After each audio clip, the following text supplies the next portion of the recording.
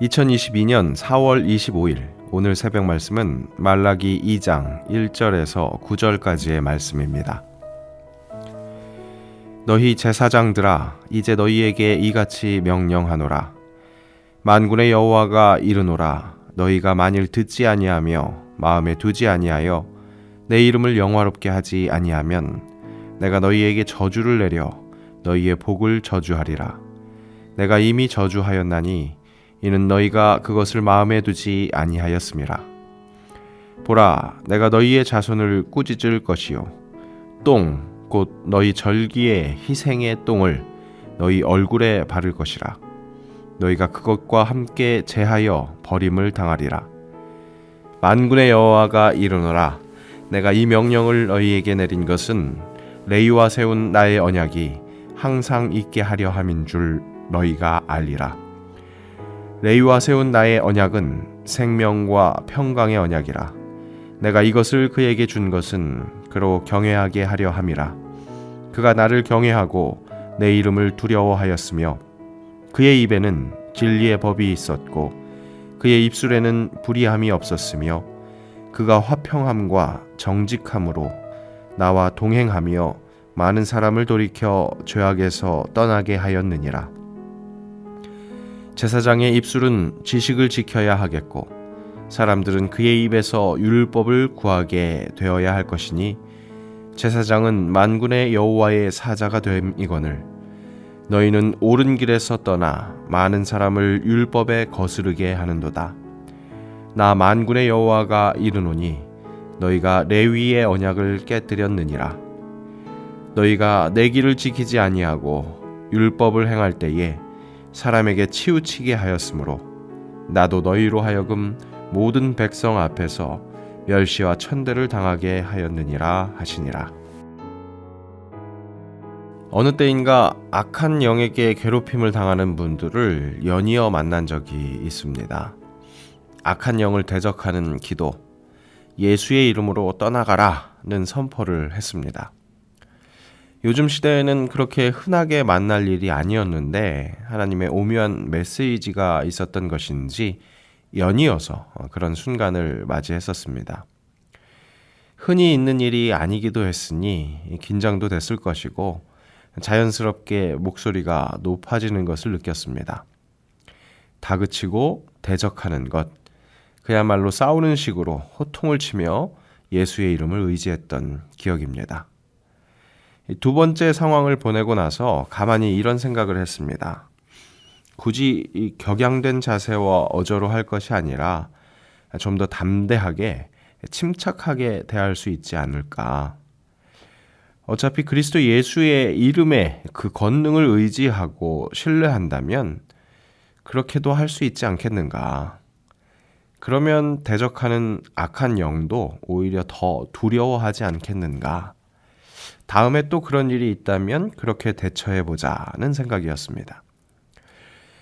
그런데 다시 한번 생각해 보니까 그 악한 영에 시달리는 성도를 보면 그렇게 하지 못하겠구나라는 깨달음이 왔습니다.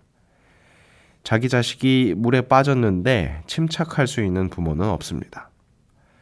목회자로서 한 사람의 영혼을 사모하면서 기도한다면 당연히 다급할 수밖에 없고 조바심이 날 수밖에 없고 그러니 더욱더 강하게 호통치며 대적할 수밖에 없을 것 같았습니다.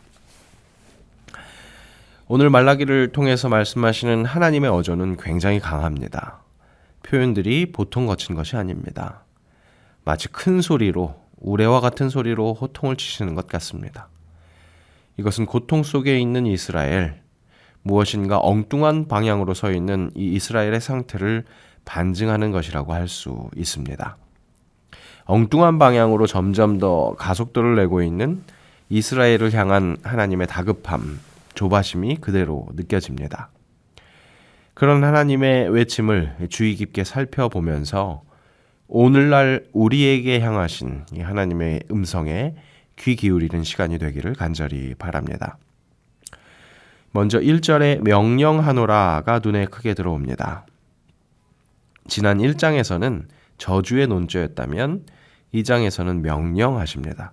그리고 그 명령은 이 명령을 듣고 회개하고 돌아오기를 원하시는 겁니다. 이는 하나님이 이스라엘을 향한 긍휼 때문이었습니다. 그 긍휼함 때문에 회개하고 돌아오라고 그렇게 명령하시는 겁니다. 앞에 있던 저주도 결국 경고였음을 알 수 있는 대목입니다. 경고의 대상은 이스라엘 전체 이 백성들의 안일한 영적 상태입니다. 그리고 그 선봉장에 있는 제사장들을 일깨우시는 겁니다. 메시아 왕국의 도래를 고대하던 사람들입니다. 하지만 도대체가 기약이 없어 보입니다. 그냥저냥 이 땅의 삶은 그렇게 저물어 가는 것 같습니다. 그렇다 보니 영적으로 하나님과 점점 더 멀어져 갑니다. 영적으로 하염없이 나태해져 버린 이스라엘. 한편으로 이해가 됩니다. 우리가 살아가고 있는 시대가 말세입니다. 메시아, 이 예수님의 다시 오심을 기다리고 있는 이 시기가 기독교 역사관 속에서 확실한 말세이지요. 그런데 그 시기가 2000년이 넘도록 계속되고 있습니다. 마라나타, 주 예수여 오시옵소서 했던 종말론적 신앙이 점점 희미해져 갑니다. 우리 신앙이 그렇게 주님의 다시 오심을 애타게 기다리는 신앙인지 모르는 경우도 있습니다.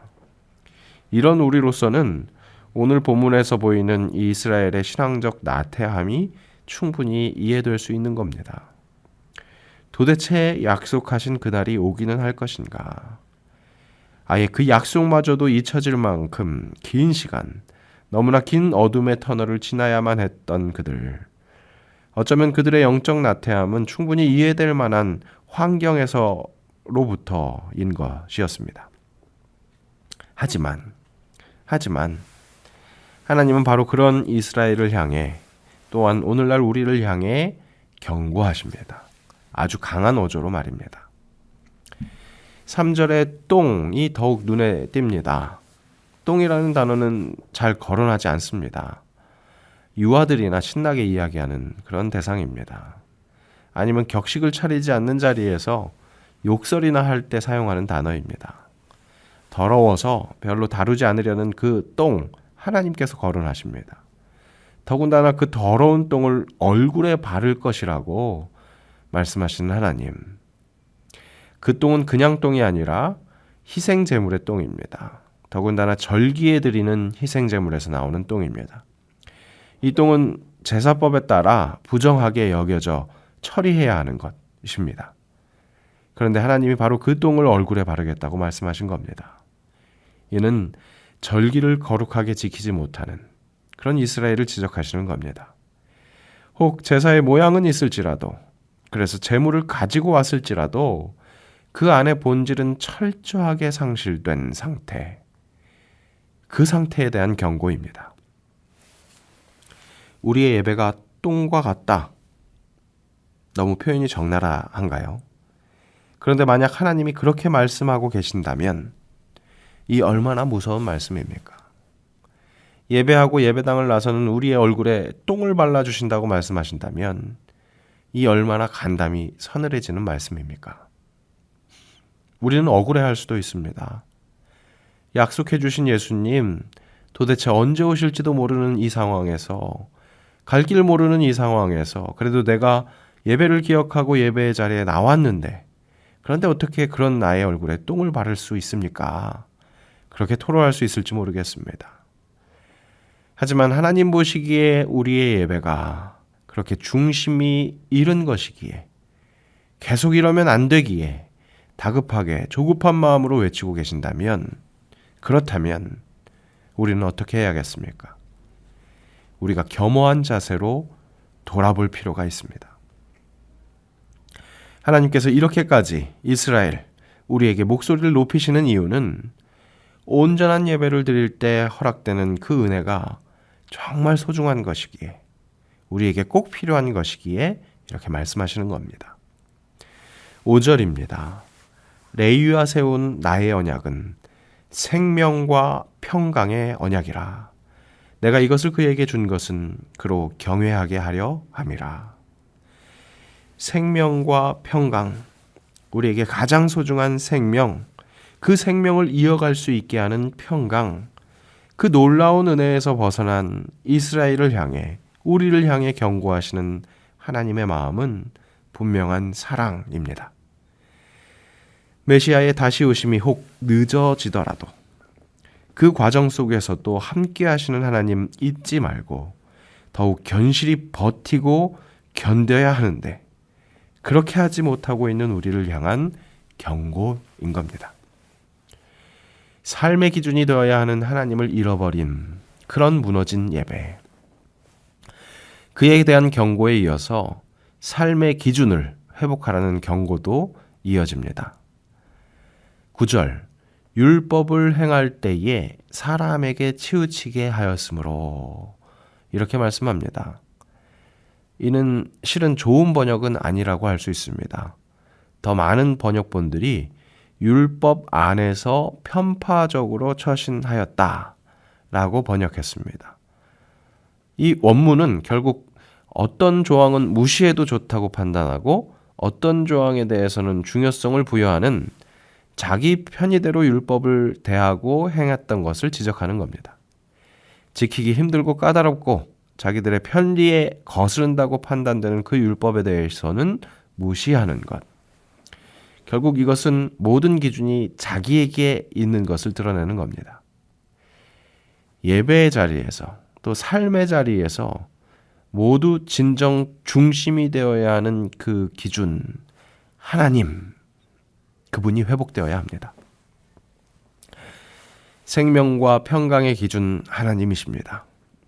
그 기준을 회복하라고, 바로 지금 회복하라고 하나님 목 놓아 말씀하십니다. 그날 아무도 모르는 때, 그때가 옵니다. 도둑같이 임한다고 말씀하신 그날을 예비하면서 유일한 기준을 온전히 회복하는 우리가 되어야 하겠습니다. 하나님의 다급한 음성에 반응하게 하옵소서. 오늘 감당해야 할 일에 매몰되지 않고 하늘의 하나님을 보게 하옵소서. 그 크신 하나님의 계획하심 속에 오늘 있는 일의 의미를 찾게 하시고 우선순위를 정하게 하옵소서. 혹 영 다른 방향으로 질주하고 있다면 하나님의 경고에 잘 반응하여서 돌아서게 하옵소서. 돌아섬으로 생명과 평강의 언약을 재발견하게 하시고, 그래서 하나님이 원하시는 복된 삶을 누리게 하옵소서. 이 땅에 임할 하나님의 나라를 기대하며 간절하게 기도함으로 기적을 맛보는 삶을 살아가게 하시고, 그 삶을 더 많은 사람들과 함께 나누는 천국의 일꾼 되게 하옵소서. 예수님의 이름으로 기도합니다. 아멘.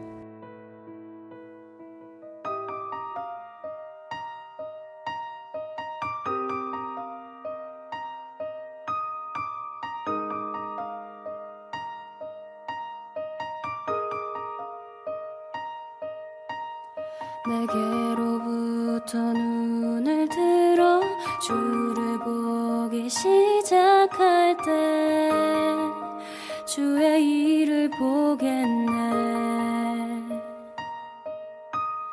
내 작은 마음 돌이키사 하늘에 꿈꾸게 하네. 주님을 볼 때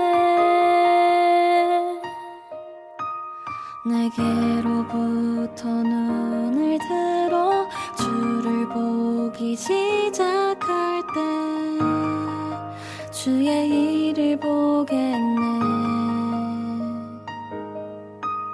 내 작은 마음 돌이키사 하늘에 꿈꾸게 하네. 주님을 볼 때 모든 시선을 주님께 드리고 살아계신 하나님을 느낄 때 내 삶은 주의 역사가 되고 하나님이 일하기 시작하네.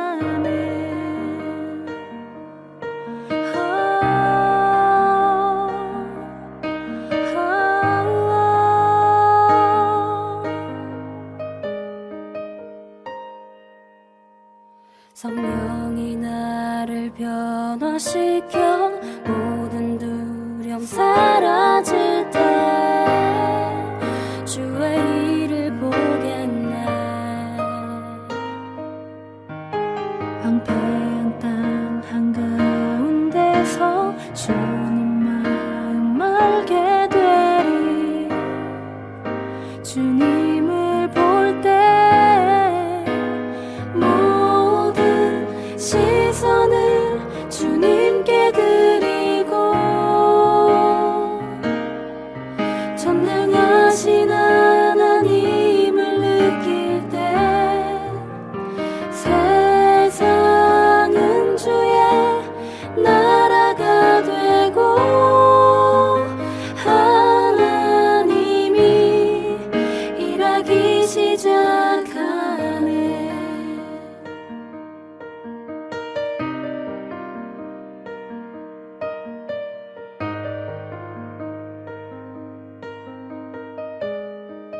주님의 영광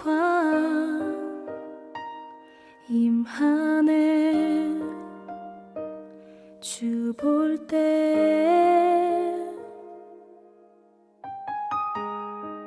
주님